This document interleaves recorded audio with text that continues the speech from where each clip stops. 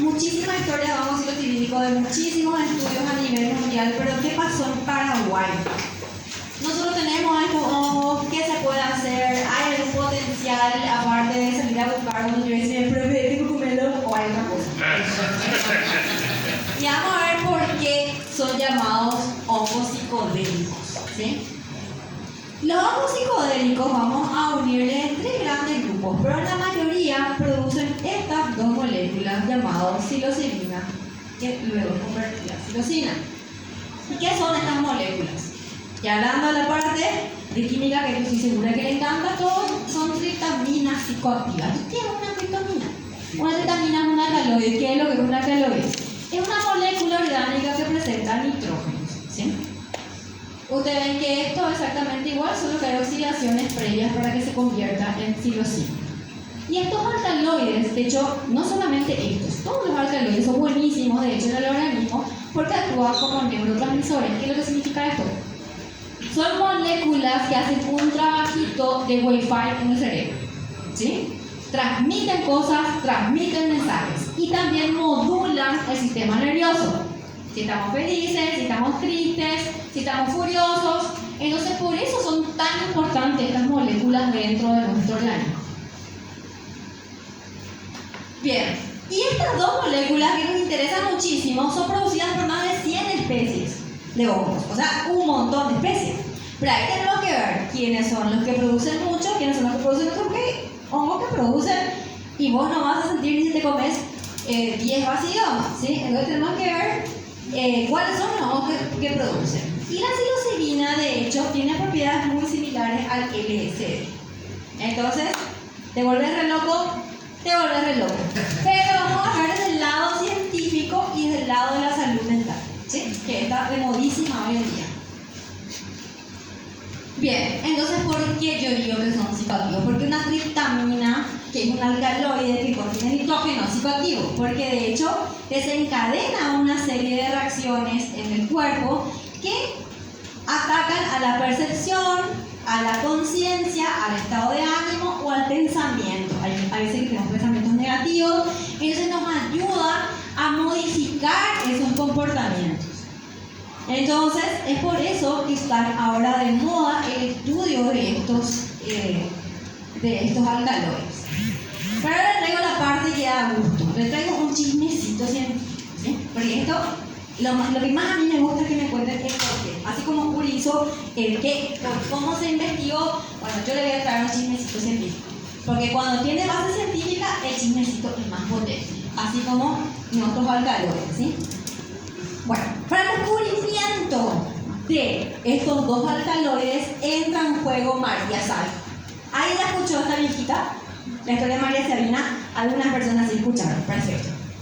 María Sabina era una chamán. ¿Qué significa? ¿Sabes lo que es chamán? Una curandera, la Don Ramón de México, ¿sí? Es cierto de Don Ramón, el curandero. En mi época era Don Ramón, ¿verdad? Bueno, entonces ella curaba a la gente. De hecho, venía de una familia que su abuelo era curandero, que su papá era curandero, entonces ella también era curandera. Pero María Sabina, como muchas de las estrellas de Hollywood, tuvo una vida muy difícil. Ella estaba sumergida en la pobreza, tenía muchos hermanos, era de un pueblito de Oaxaca, allá en Montaña, donde el diablo perdió su poncho. Y se casó joven, como siempre, ¿verdad? Y tuvo 3 hijos. Ahí empezó ya ella a hacer este tema de ser curandera. Pero se murió su esposo y ella entró en una profunda depresión. Entonces, con eso, ella cuando desde chica, ella recorría las montañas ahí en Oaxaca y ella veía los hongos, ¿sí? Veía los hongos y ella decía, che, esto usa mi abuelo para hacer los ritos. ¿Qué onda los hongos? Entonces ella utilizaba ya como para calmarle a la gente, otro lugar. Entonces María Sabina se volvió a casar y se casó mal. Se casó con un señor que le pegaba y que tuvo 6 hijos, de los cuales solamente una continuó al camino de los hermanos. Entonces, con este abuso sistemático que ella recibía como mujer, ella dejó de hacer, en su caso, la medicina con los hongos, hasta que, es una historia chistosa, porque cuando cuentan, ya que el chismecito le voy a contar.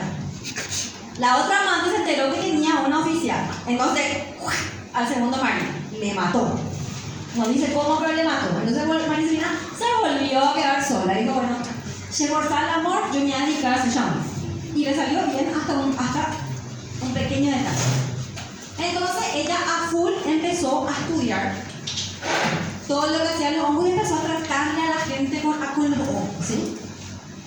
Y ahora, ¿por qué entra en acción Robert Gordon Watson? Porque este señor, esta historia sí me encantó.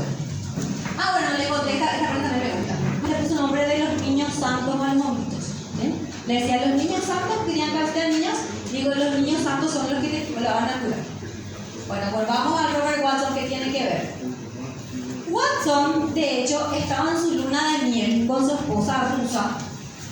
Estaban caminando ahí por los Alpes y ella vio hongos y dijo a su marido, chale, hongos, vamos a llevar para comer. Y Watson le dijo, wow, espera, los hongos no se comen. Los hongos son venenosos, lo mismo que decimos ahora. Y la esposa rusa le dijo, me das asco y vergüenza, los hongos sí se comen. Y él empezó a estudiar. Dijo, los hongos se comen. Sí, los hongos se comen. Y de hecho le nombré a la esposa, porque como siempre la esposa es la que está detrás de los descubrimientos y nunca se le nombra. Valentina Pavlova, de hecho, era una pediatra, o sea que era una estudiosa, y decía, che, bueno, nosotros recomemos hongos. Y como el Watson era un banquero, que estaba súper hasta la bola de su profesión, porque era banquero, dijo, bueno, yo voy a dejar todo esto y voy a empezar a estudiar etnomicología. Y empezó a coleccionar hongos y a estudiar. Y por supuesto la rusa le dijo, bueno, yo también voy a estudiar contigo. Y se pusieron a estudiar los dos y le dice la rusa, che, Amarcito, en México hay una viejita María Sabina y ella estudia los hongos sagrados. Vamos a México. Entonces Watson se fue hasta México, llevó una ofrendita y le dijo a María Sabina, yo vengo acá por tus niños sagrados. Y María Sabina cometió un pequeño error. Le dijo María Sabina, ok, puedes entrar en mi ritual. Yo te voy a quitar los hongos. Y Watson, muy pillo, por supuesto que le dijo, véngale, y entró a la ceremonia. Y él sintió lo que era la actividad de los hongos psicodélicos y él dijo que ahí él vio a Dios.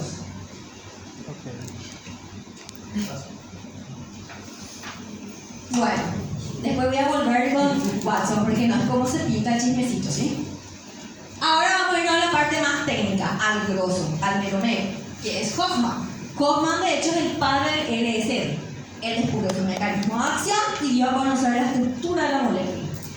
Albert Hoffman, de hecho, cuando escuchó lo de María Sabina, también le dijo, che, Mari, envíame por favor tu honguito porque yo quiero ver qué hay. Y aisló la psilocibina y después vio el mecanismo de convertirse en psilocibina.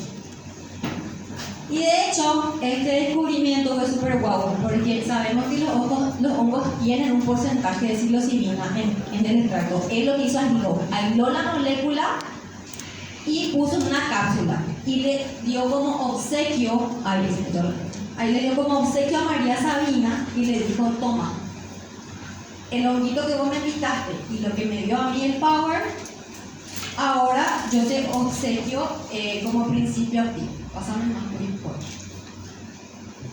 Bueno, ahí está lo que le digo. En esta foto, fíjense, él le dio la cápsula a María Sabina y le dijo, acá, esta es mi ofrenda. Yo puedo sintetizar, esta es la molécula, esto es lo que a vos te sale. Y María Sabina le dijo, probó y dijo, sí, igual que mi hongo, muchísimas gracias. Eso lógicamente era súper más potente, ¿verdad? Bien, pero el pillo de Watson se fue a dar este chisme y vendió la información a una revista que se llamaba Life. Y contó todito su mamá. Contó que le hizo el hongo, cómo alucinó, cómo la gente en Oaxaca consume. Y vamos, gente, era 1955 a 1960. Los hippies estaban a full, pero el grosso, allá, eso que somos poroto ahora comparado con los hippies. Eso que dejaban sus casas y sus familias y se iban a vagar. Y por supuesto que los hippies leyeron lo que tenía María Sabina. Y dijeron, ya, junta tu cosa, vamos a ver. Y todo ese pueblito chiquitito, de repente tenía 1 millón de hippies. Pasaron por favor. Y el pueblo le dijo a María Sabina, sos una chismosa. y le dio la espalda a María Sabina y de hecho la policía la arrestó, le quemaron la casita y ella se quedó en indigencia. ¿Sí? Porque el Watson emitió información que ni siquiera tuvo permiso de emitir. ¿Sí? Y esas cosas hasta hoy día pasan. Nosotros escribimos un artículo sobre el grupo originario y de hecho yo me tuve que reunir con la cacica para pedirle permiso de discutir y él estuvo que reunir con toda la comunidad para ver si me daban ese permiso. Entonces es algo que es protocolo que hoy en día. Entonces esta es la historia de María Sabina y ella fue la verdadera persona que descubrió y utilizó, bueno, estos son ya saberes ancestrales que ahora nosotros usamos en la medicina moderna. Siguiente. Bueno, esto es justamente lo que hicieron en este pueblito. ¿Qué pasó? Un día el gobernador dijo, ¡basta! Vengan a gritar que toda la gente se vaya. Y le puso en un camión y le llevaron a toda la gente y se fueron. Se fueron y se quedó María Sabina en la indigencia. Siguiente. Bueno, vamos a volver por qué son psicoactivas y cómo yo esto sí voy a manejar. Cómo yo voy a utilizar esa psilocibina para mi ventaja o ventaja de los pacientes que necesitan tratamiento con psilocibina. Siguiente, por favor. Bien, entonces yo voy a explicar lo más sencillo para que entendamos todo, porque a mí también me gustó entender. Lo que vimos con la psilocibina es que es una vitamina y ya vimos que es un alcaloide, ¿sí? Lo que se descubrió ya en los 70, porque en los 70 fue gente que ya se empezó a estudiar los efectos de la psilocibina. Pero por este lentito chiquiscriqui de los hippies, Estados Unidos dijo, se paran con las drogas. Entonces paró ahí toda esta información. Pero ya en los 70 se vio que el mecanismo de acción de la psilocibina era común a través de las vías serotoninérgicas, que es justamente la vía que usa la serotonina. ¿Qué es lo que es la serotonina? La serotonina es la hormona de la felicidad. Todas las redes que usa la serotonina es para que en cascada nosotros podamos desarrollar, ya sea sentimientos emocionales, es la que activa. Se une a un receptor, acuérdense que las hormonas se unen a receptores y se cae en una cascada. La psilocibina lo que hace es le dice permisa, le dice a la hormona y él se une al receptor, por eso no voy a hablar para las técnicas, y produce la misma cascada. Y lo interesantísimo es que en esta cascada que ocurre eso, hay un receptor que se llama TH1, que de hecho que es el receptor que modula todo lo que es las sensaciones, la vista, el tacto, todo, ¿sí? Y lo que hace la psilocibina es apagar eso. Disminuye, entonces nuestro cerebro no distingue qué es real y qué no, y empieza a magnificar los colores, empieza a magnificar la luz y se producen las alucinaciones. Es por eso que la psilocibina es importante, porque se une a ese receptor y hace que estas cascadas se puedan modular. Por eso, personas, y si eso se ha comprobado, que tienen problemas de depresión o estrés postraumático, lo que tienen es un problema en esta recepción o en la producción misma de la serotonina. Entonces también actúa en los ciclos de sueño cuando la gente acá sufre insomnio. También es debido a la serotonina. En el apetito, en otras funciones como es las estimulaciones o la cognición, ¿sí? Es lo que vemos y sentimos. Entonces, por eso, científicamente, por eso es lo que a mí me interesa la psilocibina.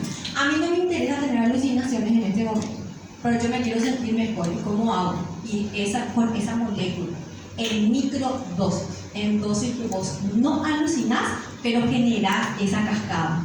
Y es por eso que los científicos están estudiando esta molécula.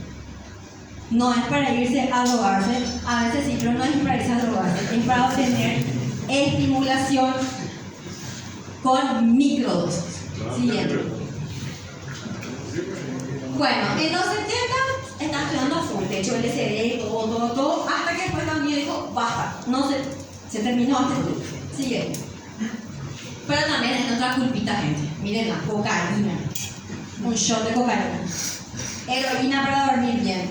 Y de hecho tenía unos nenitos acá lo de la cocaína. O sea, nos merecemos y la sanción, ¿verdad? Yo le digo ahora que por culpa de esos cuantos años atrasados estaba, capaz que ahora ya pudiésemos acabar en la ciencia. Siguiente. Hace 2 semanas, este señor que te puedo no caer bien, de hecho a mí me cayó bien después de esta noticia, firmó una ley ya de hecho promulgando el estudio de los psilocibínicos en Estados Unidos. Esto ya es un hecho, esto ocurrió hace 2 semanas. Entonces él firmó para que se estuviera DSD, psilocibina y otras sustancias, ¿sí? Él ya dijo, dale luz verde, pero de hecho en Australia dio luz verde el año pasado. Siguiente. Bueno, y de hecho el instituto, el John Hopkins, que fue el desde 2000 está estudiando la psilocibina en terapias, de hecho ellos te ofrecen eso, terapia con psilocibina. Pero no es una terapia que yo les decía venía a encontrar una casita tipo la ayahuasca que te vomitabas, te cagabas. No, estos son doctores que te van a acercar a tu instituto y fíjense, te van monitoreando porque tienen que ver qué dosis. Y son gente que tienen, de hecho si vieron The Magic Mushroom de la película van a ver cómo a la gente, por ejemplo, que paliativo se le da. Porque una de las sensaciones que causan los hongos es que vos no le tengas miedo a la muerte. Y ustedes saben, ¿quién es que no le tiene miedo a la muerte, verdad? No sé, a mí se me murió, pero esta semana yo pateleé, lloré y no pude. Entonces todos tenemos miedo a la muerte. Cuando tenemos una persona que está en un proceso paliativo y inminente que se muera, entonces hacen las paces y eso le ayuda muchísimo a recuperarse. O una pérdida, perder un hijo, perder un pariente, ¿verdad? Todo eso estudian con este tratamiento y justamente tiene que ver con la cadena de la vía de la serotonina. Siguiente. Bueno, siguiente. Y esto también, de hecho, Curi nos trajo a Holanda y un psiquiatra paraguayo que está viviendo en España me dijo, Michelle, estoy en Holanda ahora en el Congreso. Ustedes hacen trufas. Y yo, espera. Nosotros tenemos ni ley, no sabemos ni los hongos están en nuestra ley. Pero este es el futuro que tenemos que abrazar. ¿Por qué? Porque nosotros tenemos los hongos. Es de acá, son de acá, del calorcito, ¿sí? De la cachaca, de gusto. Le encanta. Entonces estas trufas son microdosis. Son microdosis que se consumen y crean esta cadena. ¿Sí? Siguiente. Bueno, pero por cómo actúan entonces estos alucinógenos, ¿por qué a mí me importa? Y justamente para todo esto que hablamos. Uso reciente de hongos alucinógenos en el área de la salud. Pero chicos, María Sabina ya sabía esto en 1955. Lo que nosotros estamos haciendo es formalizando esta información con datos científicos. ¿Sí? Siguiente. Y bueno, ¿y qué hongos que tenemos en Paraguay? ¿Cuáles son los hongos que tienen psilocibina? Vamos a empezar. Nuestro primer concursante es el Paneolus. Paneolus es un hongo coprófito, quiere decir que sale en las cajas. ¿Sí? Paneolus, de hecho, el Paneolus sinensis es uno de los psilocibínicos que tienen más concentración de psilocibina. Paneolus, ¿hay en Paraguay? Siguiente. Hay en Paraguay. El género no le voy a hablar nunca con la taxonomía, pero tiene este sombrerito muy particular. No todos los que crecen en la caca son hongos alucinógenos, no vayan comiendo la caca de la pobre vaca, están ahí en una pala debajo de la vaca, no. Hay que ver con herramientas tradicionales y moleculares. Les vamos a dar una charla de cómo se descubre un hongo, así que no todos. ¿Sí? Nuestro Paneolus es uno de los géneros que tiene la psilocibina. Siguiente. Perdón, ¿se puede hablar? ¿Y dónde encontramos en Paraguay? En el sur. Desde Guairá, Encarnación, Itapúa, ahí encontramos Paneolus. ¿Sí? Siguiente. El más conocido por todos es el género psilocibe. De hecho, la psilocibina se aisló del psilocibe mexicano.